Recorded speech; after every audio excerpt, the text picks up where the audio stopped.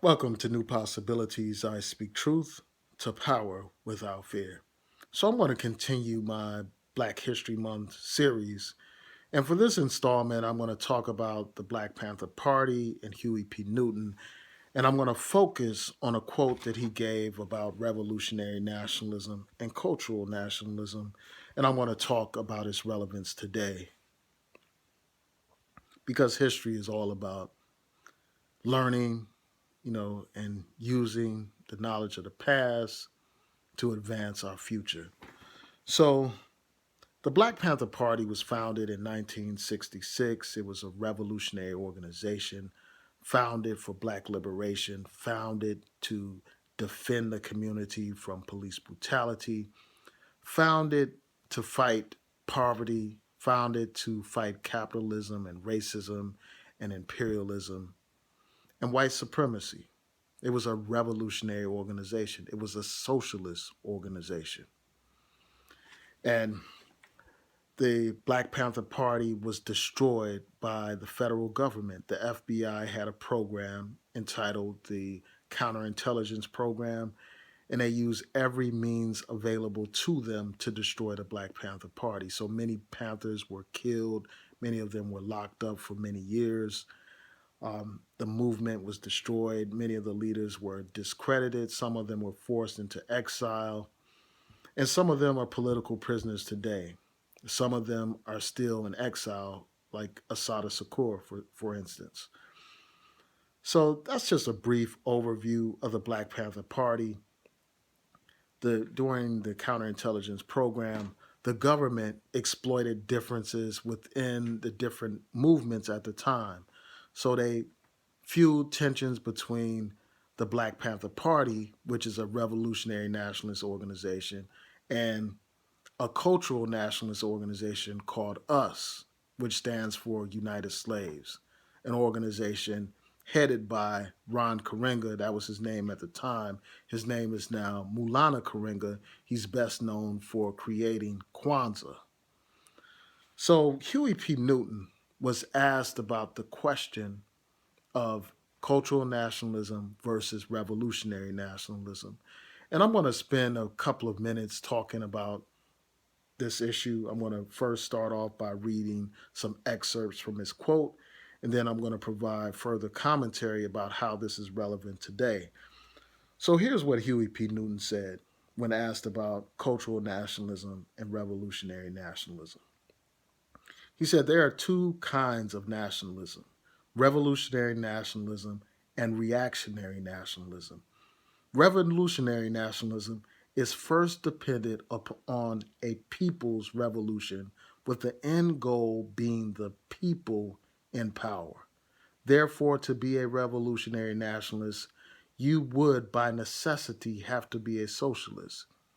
If you're a reactionary nationalist, you're not a socialist, and your end goal is the oppression of the people. And then he went on to say this. He said, cultural nationalism, or pork chop nationalism, as I sometimes call it, is basically a problem of having the wrong political perspective. It seems to be a reaction instead of responding to political oppression. The cultural nationalists are concerned with returning to old African culture, thereby regaining their identity and their freedom.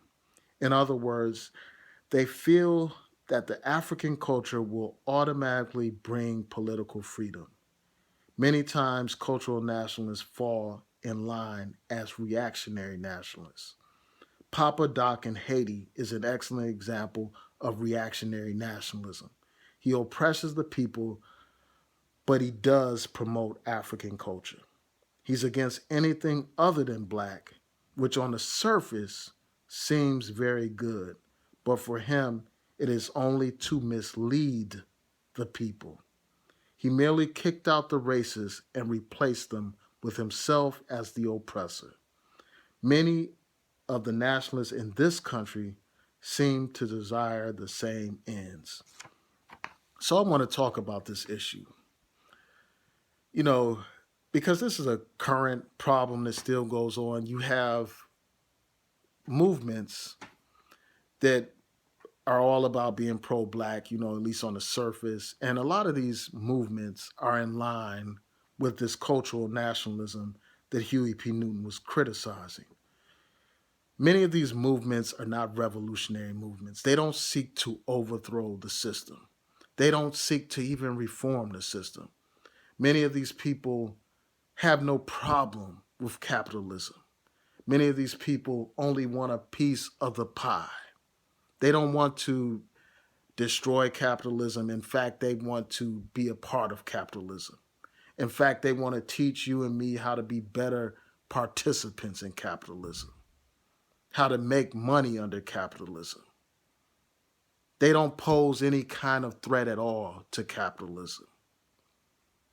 And in fact, a lot of these people, instead of focusing on changing the system, whether changing it through revolutionary means or changing it through political means or reforms and all that kind of stuff, a lot of these cultural nationalists, they are more concerned with dusty, ancient hieroglyphics than they are about the current conditions of our people. They are more concerned with ancient pyramids and wearing ankhs and astral projection and aliens and other foolishness than they are concerned about creating change in this society, than they are concerned about ending the school to prison pipeline or ending the problem of mass incarceration or ending poverty in this country.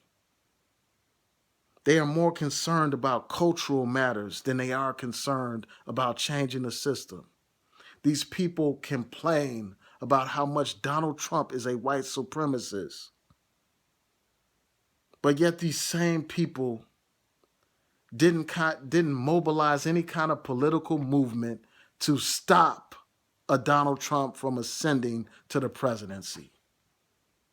Instead, these people promoted a don't vote campaign. And that's along the lines of this cultural nationalism. These people don't fight the system of capitalism. These people only want to participate in it. They only complain about not getting their fair share of the pie. And many of these people, they use this culture, just as Huey P. Newton was talking about, to mislead the people. Many of these people, like he said, are anti anything that's not black. But they're not against the system. They're not against capitalism. They're not against this imperialistic system. They're not doing anything to fight this system. Nothing. Instead, they want to just wear dashikis, wear ankhs, debate with each other, have intellectual masturbation instead of liberation and organization and mobilization. I mean, a lot of these people are a joke. A lot of these people, instead of being freedom fighters, they are entertainers. They are black power entertainers. That's what they are.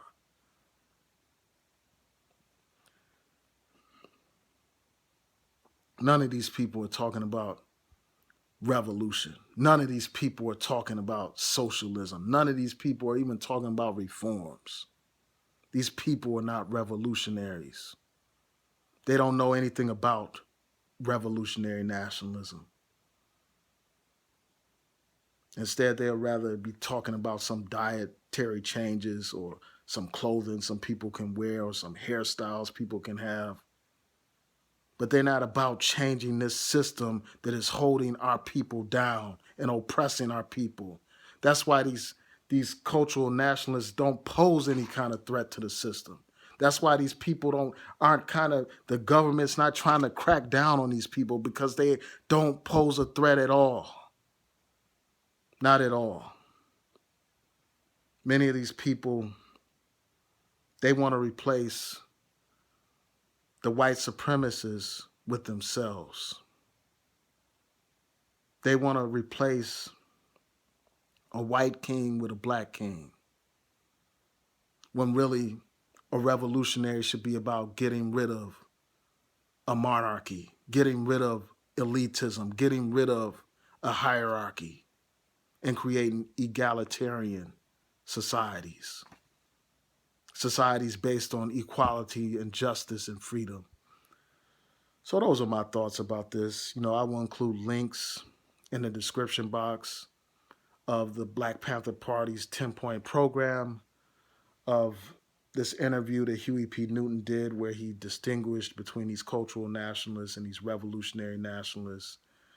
And I'll include information about the FBI and their war against the Black Panther Party. So tell me what you think. Please rate, comment, and subscribe. Peace.